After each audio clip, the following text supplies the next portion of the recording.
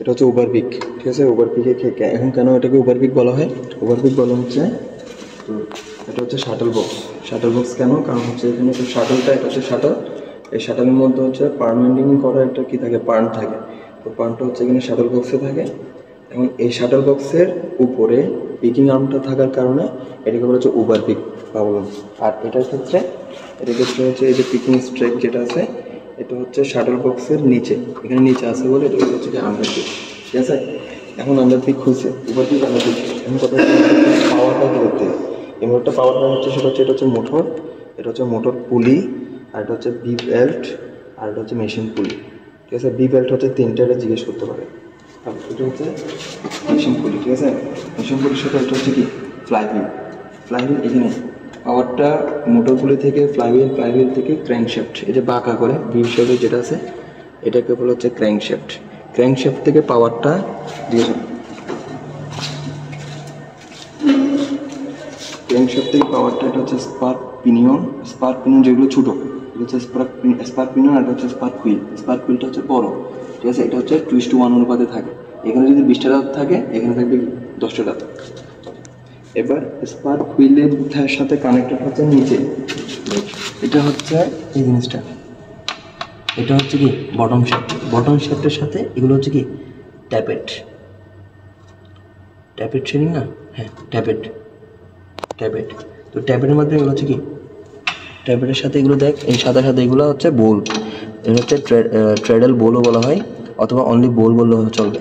তারপর হচ্ছে এই ট্রেডেলটা টি এর মতো, এই ট্রেডেলটা মেশিনের এক প্রান্তের সাথে লাগানো থাকে, ফালক্রাম করে লাগানো থাকে, ফালক্রাম। এরপরে আরেক প্রান্ত লাগানো থাকে, সেটা হচ্ছে কানেক্টিং রডের সাথে, এবং এই কানেক্টিং রডটা হচ্ছে হেল শেফটের সাথে তোর কাউন্টিং মার্কসের মাধ্যমে, মানে কাঠে যে বারটা দেখতেছোস, ঠিক আছে, এটার মাধ্যমে এই যে হিল শেফট, এই হিল শেফটের সাথে কানেক্টেড থাকে, ঠিক আছে।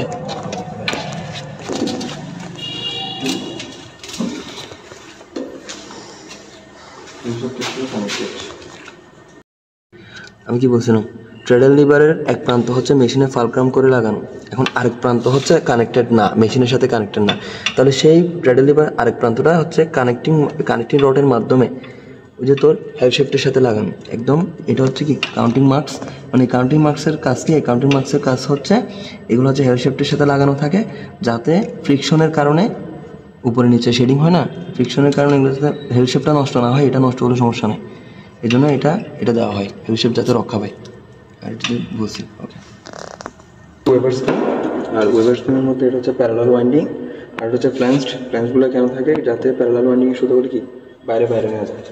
এরপর হচ্ছে এটা হচ্ছে ব্যাকরেস্টের পরে এটা হচ্ছে লেস রডের কাজ কি? লেস রডের কাজ হচ্ছে এটা এক্স শেপ ক্রিয়েট করে যাতে সুতাগুলো পেঁচা না যায়, সেটা করে রাখে। তারপর সুতাগুলো তারপর এখানে আসে হিল শেফটের মধ্যে এই একটা তারকে বলা হচ্ছে হিল্ট ওয়্যার। এটা হচ্ছে হিল্ট ওয়্যার। আর এই যে এখানে ভিতরে একটা ছিদ্র আছে যেটা দিয়ে সুতাটা পাস করছে, মানে হচ্ছে ওয়ার্ফ থ্রেডটা, এটাকে বলছে হিল্ট আই, ঠিক আছে। হিল্ট আসছে, তারপর এখানে দেখ দুটো পার্ট হয়ে গেছে, একটা নিচের ভাগ আর একটা হচ্ছে উপরের ভাগ, টপ, একটা হচ্ছে বটম বলা হয় এগুলোকে। তো এই যে দুই ভাগ করে ফেলছে এটাকে বলা হচ্ছে শেডিং, এটা পরে বলবো। এটা হচ্ছে রিট, ঠিক আছে। এটা হচ্ছে পুরোটা, এই যে পুরোটা এটাকে বলা হচ্ছে পুরোটাকে, এই জিনিসটা পুরোটাকে বলা হচ্ছে স্লের এটাকে বলা হচ্ছে রিট, আর এটা হচ্ছে রিট ক্যাপের। এখন রিটের কাজ কি? রিটের কাজ হচ্ছে তোর ওয়েবটের সুতা যখন শাটারের মাধ্যমে এক প্রান্ত থেকে অন্য প্রান্তে আসবে, তখন এই রিটের মাধ্যমে বাড়ি দিয়ে তাকে কাপড়ে ফেল অফ দ্য ক্লথের সাথে লাগানো হচ্ছে এর কাজ। আচ্ছা, এরপর এগুলো টেম্পো, এগুলোর নাম কি? এগুলো হচ্ছে টেম্পো। এখন এই টেম্পোলের কাজ হচ্ছে যাতে কাপড়গুলো মানে কুঁচকে না যায়, এই জন্য ধরে রাখে। এরপরে হচ্ছে এটা হচ্ছে ফ্রন্ট রেস্ট, ওইদিকে ছিল ব্যাক রেস্ট, এটা হচ্ছে ফ্রন্ট রেস্ট, আর এটা হচ্ছে টেকআপ রুলার বা এমআরই রুলার, আর এটা সারফেসটা হচ্ছে কি পারফোরেটেড। এরপরে হচ্ছে এটা কি ক্লথ রুলার। সেখানে আছে হেল শেপগুলো লেদার স্ট্র্যাপের মাধ্যমে টপ বারের সাথে লাগানো থাকে, এটা বলছে টপ বার।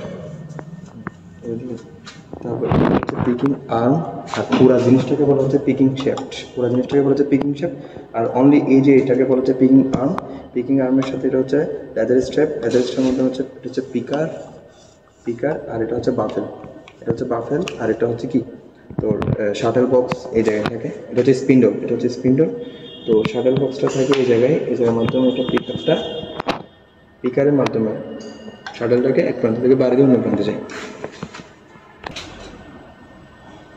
আচ্ছা, এখানে ফার্স্টে যে মেকানিজমগুলো আছে, 3টা মেকানিজম ফার্স্টে হবে। তো প্রথম মেকানিজমটা হচ্ছে শেডিং মেকানিজম। শেডিং মেকানিজমটা কীভাবে হবে, সেটা হচ্ছে যখন আমি মোটর স্টার্ট দিব তখন মোটর থেকে মোটর পুলি থেকে বি বেল্টের মাধ্যমে মেশিন পুলির সাথে কানেক্টেড হচ্ছে ক্র্যাঙ্কশ্যাফটের মাধ্যমে পাওয়ারটা স্পার্ক পিনিয়ন থেকে স্পার্ক হুইলের মাধ্যমে যখন সেটা পাওয়ারটা ট্রান্সমিট হয়ে ট্যাপেটে যাবে। ট্যাপেটের একটা উপরে থাকে একটা নিচে থাকে, থাকার কারণে এই যে ট্যাপেট যখন ঘুরে, এটা যখন রাউন্ড করে তখন দেখা যায় একটা ট্রেডেল লিভার একটা উপরে উঠে একটা নিচে নামে, একটা উপরে একটা নিচে নামার কারণে দেখা যায় এই যে ট্রেডেল লিভারের এক প্রান্ত হচ্ছে মেশিনে ফালক্রাম করে লাগানো, কিন্তু আমি বলছি আরেক প্রান্ত কার সাথে লাগানো, এটা হচ্ছে কানেক্টিং রডের মাধ্যমে। এই যে এখানে কানেক্টিং রড থাকে, এই কানেক্টিং রডের মাধ্যমে এটা তোর হেল শেফটের সাথে লাগানো, যার কারণে ট্রেডেল লিভার যখন একটা নিচে নামে একটা উপরে ওঠে তখন হেল শেফট একটা উপরে উঠে একটা নিচে নামে। এখন এই হেল শেফটের একটা উপরে একটা নিচে নামার কারণে ওয়ার্পের সুতাগুলা দুইটা ভাগ হয়ে যায়, অর্থাৎ দুইটা টানেলের মতো ক্রিয়েট করে দেয়। এই যে এই মেকানিজমটাকে বলা হচ্ছে কি শেডিং মেকানিজম।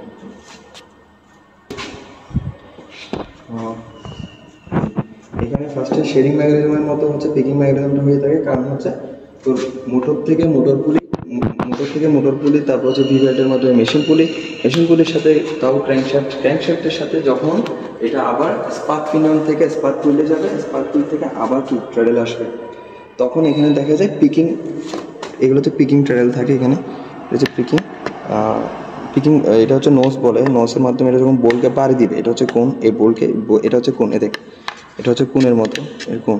তারপরে এই যে বোল সাদাটা, এটাকে সাদা বোল, এই বোলে যখন বাড়ি দিবে তখন এই পিকিং শেপটা মুভ করে, শাটলকে বাড়ি দিয়ে এক প্রান্ত থেকে অন্য প্রান্তে নিয়ে যায়। এখন কথা হচ্ছে এটা রিটার্ন কীভাবে আসে, রিটার্ন আসার কারণ হচ্ছে যে এখানে রিটার্ন স্প্রিং থাকে, স্প্রিংয়ের মাধ্যমে এটা আবার ব্যাক আসে।